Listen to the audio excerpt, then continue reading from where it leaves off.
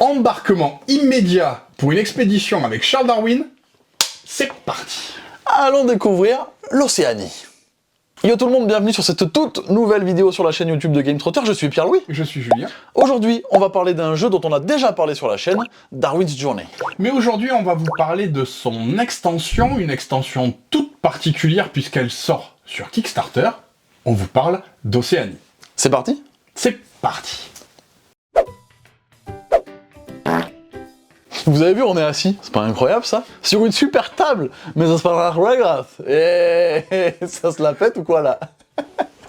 La vidéo sponsor. Même pas en plus. Non! C'est incroyable. C'est fou ça. Comment ça que vous ne connaissez-il pas Darwin's Journey? Darwin's Journey, c'est un jeu qui est sorti en 2023, dont les auteurs sont Simone Luciani, Nestor Mangone et illustré par Paolo Votto. Et nous avions fait une vidéo à cette occasion. Ouais, un jeu qui est nommé à l'As d'Or 2024, qui remporte le Diamant d'Or 2024 et qui a 8 sur 2 sur BGG, on ne pouvait qu'en parler dans un format spécial. Selon nous, un des meilleurs jeux de placement d'ouvriers qui en plus emmène une spécialisation de chaque ouvrier grâce à un système très particulier. On vous invite forcément à voir la vidéo dédiée. On vous a emmené dans les îles Galapagos avec le jeu de base, on a visité les terres de feu en Amérique du Sud avec la première extension Fireland. Partons maintenant en Océanie avec l'extension Oceania. Une deuxième extension, mais une deuxième extension qui se justifie complètement puisqu'elle va rajouter du gameplay, du matériel et détrompez-vous, si vous avez beaucoup joué à Darwin's Journey, elle va vous réapprendre beaucoup de rouages. On va vous présenter un petit peu tout ce qui change avec cette extension et vous allez voir si, oui ou non, elle est faite pour vous. Évidemment, il faut imaginer que durant cette vidéo, on va vous faire pas mal de promesses. Mais c'est en même temps, forcément, sur une nouvelle extension, le format Kickstarter va emmener aussi énormément de promesses. Premièrement, un tout nouveau plateau. Là où Fireland vous donnait une nouvelle piste d'exploration, Oceania va emmener un nouveau plateau de manière complète et forcément des mécaniques qui vont en découler. Il est beau ce nouveau plateau, il y a des nouvelles sections, mais à quoi servent-elles? Notre nouvelle expédition prend ses marques en Océanie, on va forcément découvrir de nouvelles espèces.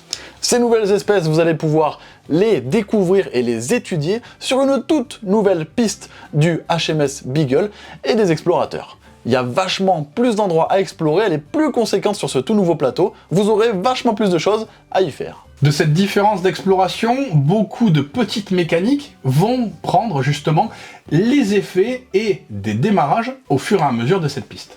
Oui, parce que lorsque vous allez arriver à un certain point, vous allez débloquer des nouvelles parties supérieures du plateau. Ça, c'est complètement zinzin. Vous allez pouvoir, par exemple, découvrir la poste qui va vous donner accès à une nouvelle correspondance et donc optimiser et augmenter les stratégies possibles. Mais jusqu'à présent, cet emplacement est disponible seulement pour vous puisque vous venez d'y envoyer votre facteur et d'ouvrir justement ce bureau de poste en correspondance. Profitez de cet emplacement tant qu'il est réservé à vous. Autant vous dire que l'aspect course des pistes du bas va être vachement accentué.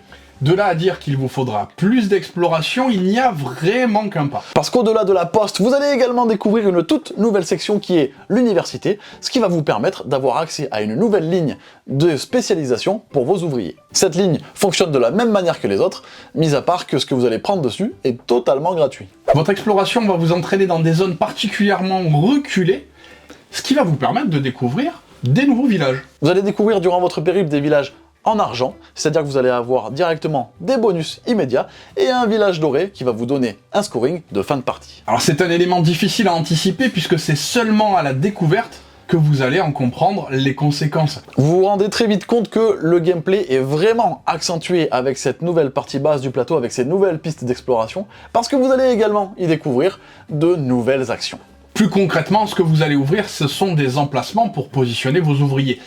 Mais vous n'y aurez accès que si vous avez découvert ces zones, ou dépassé ces zones, forcément. Sinon, vous ne pourrez pas y aller, autant vous dire qu'il va falloir que vous soyez les premiers, sinon, ça va être le business. Vous le comprenez, il y a un avantage réel à faire soit de la navigation, soit de l'exploration, soit les deux. Allez, faites les deux.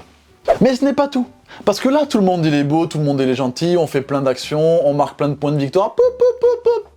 Dès lors que vous allez découvrir une nouvelle espèce, vous allez devoir avancer sur une toute nouvelle piste du plateau, la piste danger. Parce que oui, en Océanie, les animaux, ils sont pas très cool. Vous avez l'impression que tout se passait bien il y a une hostilité permanente, aussi bien la faune, la flore, même les villages sont difficiles d'accès. Parce que cette piste d'Angers, forcément vous allez y aller durant l'aventure. Vous allez forcément, durant votre voyage, devoir avancer dessus. Et elle est terrible, puisqu'à la fin de la manche, soit vous allez devoir vous défausser de ressources, ou alors d'expérience, ou alors d'avancement dans votre partie. Si vous n'y arrivez pas, vous perdez des points de victoire. Brrrah. Une petite araignée va représenter ce danger, que vous allez finir par détester, cette petite araignée, tellement elle vous fait perdre de points au fur et à mesure de la partie. Oui, parce qu'elle avance en même temps que vous sur les points de victoire. Sauf que ces points de victoire, vous allez les soustraire à la fin de la partie avec vos vrais points de victoire. Vous le savez déjà, dans Darwin Journey, il vous faudra forcément passer par la navigation et l'exploration. Là où Océania va vous amener à jouer différemment, c'est forcément dans cette logique-là. Vous allez vous retrouver à vouloir le faire, mais essayer de peser le pour et le contre pour savoir si justement ça vaut vraiment le coup. De ce fait, vous avez bien évidemment l'apparition d'un nouveau picto qui va pouvoir modifier totalement votre stratégie, les antidotes. Vous voulez forcément, au moment où vous faites votre tour, aller découvrir des nouvelles espèces, prendre des risques, mais vous soigner et récupérer des antidotes pour pouvoir justement sacrifier moins de ressources à la fin de votre tour. Oui, parce que ça reste quand même votre but ultime, de découvrir et d'étudier de nouvelles espèces. Sauf que là, elles sont vachement plus hostiles quand même. Vous voilà maintenant au fait de ce qu'apporte cette extension Océania, qui va vous mettre un petit peu des taquets derrière la nuque. Ouais.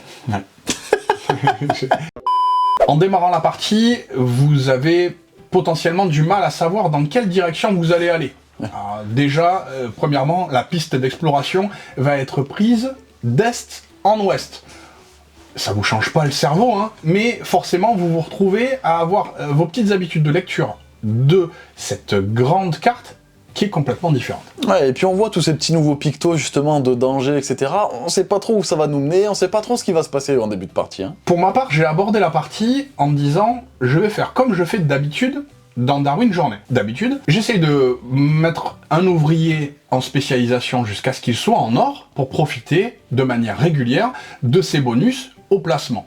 J'ai monté un navigateur de manière à pouvoir pas me faire trop rattraper par le HMS Beagle. En général, je perds énormément de points justement sur ce rattrapage-là.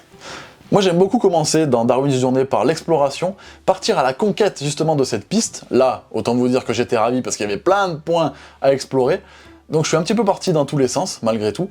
Et ça n'a pas forcément été facile au début.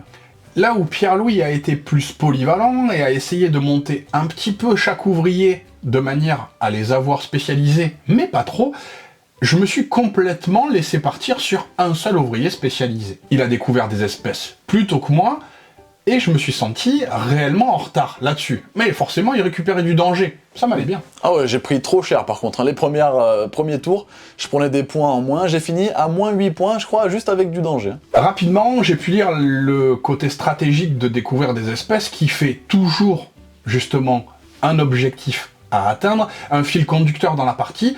Il a fallu que je passe aussi en exploration. Alors que moi, je me suis retrouvé à découvrir et étudier des espèces assez rapidement, et au fur et à mesure de la partie, j'en faisais de moins en moins. J'ai commencé à ce moment-là à doubler les espèces. Au moment où justement j'essayais de découvrir une espèce, j'essayais de valoriser au mieux l'action de livraison pour pouvoir livrer 2 espèces auprès justement des spécialistes scientifiques. Et c'est là que lui, il a commencé à prendre du danger, et moi un peu moins. Pierre-Louis a joué beaucoup plus sur la notion de m'en donner du danger, ce qui m'a fait perdre énormément de points, sacrifier énormément d'objectifs, et typiquement, c'était un tour où j'ai perdu beaucoup de sauts. On est donc parti sur 2 stratégies totalement différentes, on aime bien faire ça pour un petit peu voir ce que le jeu nous propose, mais on a quand même terminé à la toute fin de partie à 2 points de différence entre nos 2 scores. Je pensais être loin devant, vraiment, pour être ultra dans ma fierté. Et moi, je savais pas du tout qui allait gagner. Je me suis dit, il est en train de faire un loupé, au moment où il n'arrive plus à livrer des espèces, je vais passer devant, c'est sûr, je suis en train de gagner. Et en fait, le côté exploration avec ces nouveaux avantages que l'on découvre grâce au gameplay plus poussé au niveau de l'exploration, ça fait que j'étais pas du tout en retard en fait. Non, il avait fait de la correspondance que j'avais pas du tout fait, ça lui a permis de gagner toutes les majorités sur la correspondance, je n'ai pas vraiment joué les correspondances, il est passé à 2 points de plus que moi, mais sur le fil, J'ai trouvé ça aussi très agréable pour une première partie, de me remettre en question sur ma manière de jouer, en me disant, si je joue la partie de manière évidente, comme je le fais d'habitude à Darwin Journey, ben là, je prends une claque. On est donc sur un gameplay plus poussé, plus dangereux, qui va vous faire appel à plus de sens de « attention, si je fais ça, ça va amener ça d'anticipation, etc. » C'est un gameplay un petit peu plus expert que le jeu de base. Malgré tout, il n'est pas si frustrant que ça. Vous avez beaucoup plus d'éléments à prendre en compte, beaucoup plus d'éléments que vous devez justement anticiper pour pouvoir vous permettre de marquer des points dans les bonnes conditions. Jusqu'à présent, vous essayez de lire les différents objectifs de fin de tour du HMS Beagle pour pouvoir correspondre, pas être en retard. Là, vous avez en plus de ça la piste de danger qui vous fera perdre des ressources importantes durant votre partie que vous n'avez peut-être pas anticipé. En résumé, c'est tout ce qu'on demande à une extension. Vous avez besoin de jouer au jeu de base pour pouvoir justement prendre en compte la mécanique, le gameplay, ce que vous allez faire durant une partie, Darwin Journey classique. Fireland va rajouter une dynamique un petit peu différente, et une fois que vous y aurez goûté, c'est difficile de vous en passer. Oceania va remettre tout ça à plat, en essayant justement de vous donner une autre manière de jouer avec les mêmes règles, et peut-être un côté un tout petit peu plus expert, comme tu le disais. Ouais, c'est une extension qui est ultra complète, qui va vous faire découvrir une toute nouvelle manière de jouer avec des nouvelles notions de gameplay. C'est forcément une extension qu'on ne vous conseille pas de jouer au tout début, de démarrer Darwin's Journey, votre expérience de Darwin's Journey avec, mais par contre, elle saura vous apporter tout ce qu'il faut pour renouveler vos parties du mieux possible. Vous vous en doutez, nous sommes très heureux d'avoir pu tester cette version Work in Progress. On est conscient que ce n'est pas un travail qui est justement le travail final. Il passe sur Kickstarter, un moyen justement de le financer pour qu'il devienne un projet final. Et ce n'est pas tout, car vous allez pouvoir découvrir tout au long de la campagne de nouvelles mécaniques et de nouveaux composants qui feront leur arrivée. Donc même nous, on sait pas tout en fait. Oh! On a envie d'en savoir plus. Oui! On espère que cette extension a titillé votre curiosité et forcément vous donne envie de voir ce que la campagne Kickstarter nous réserve. Oui, je pense qu'on peut dire qu'on est prêt pour pledger, hein. En soi. Nous, c'est fait, c'est sûr. C'est sûr. On espère aussi que cette vidéo vous aidera à y voir plus clair dans cette nouvelle extension Oceania et savoir si justement elle est faite pour vous ou pas. Bien évidemment, si vous avez aimé cette vidéo, n'hésitez pas à la liker, à vous abonner, à la partager, ça nous fera extrêmement plaisir. Tu penses qu'on aura quoi après Darwin Journey? Vasco de Gama? Marco Polo? On va avoir d'autres explorateurs, non?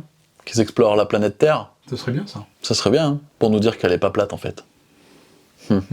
Dites-nous en commentaire si vous avez votre petite idée justement sur ceux qui pourraient suivre les différentes pérégrinations de Thundergriff. Ça va pas s'arrêter là. Ça s'arrêtera pas. On se retrouve très bientôt pour une toute nouvelle vidéo, et bien évidemment en attendant, Jouez bien. jouez malin, ciao!